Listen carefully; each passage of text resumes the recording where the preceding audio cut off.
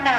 నిర్గమాకాండము 15వ అధ్యాయము 3వ వచనం, యెహోవా యుద్ధశూరుడు, యెహోవా అని ఆయనకు పేరు. హల్లెలూయా. నీవు నమ్ముకున్న ఈ యొక్క ఆశ్రయాస్పదము, నీవు నమ్ముకున్న ఈ యొక్క దేవుడు యుద్ధములో శూరుడు. ఆయన చేసిన యుద్ధములో అపజయం ఉండదు. ఆయన మీ జీవితాలలో ఉన్నారు.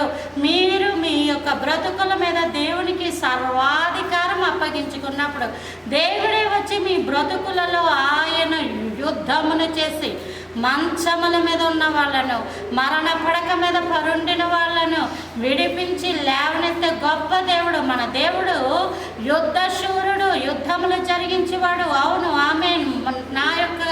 నా యొక్క జీవితంలో ఆయన చేసిన ప్రతి యుద్ధమును దేవుడు గెలిచి నాకు ఇచ్చాడు.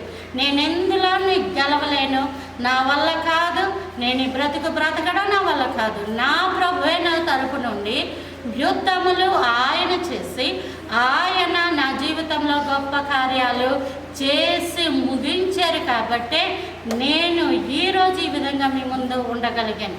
నా పట్ల చేసిన గొప్ప కార్యాలు మీ జీవితాలలో కూడా ఖచ్చితంగా జరుగును గాక. ఆమేన్.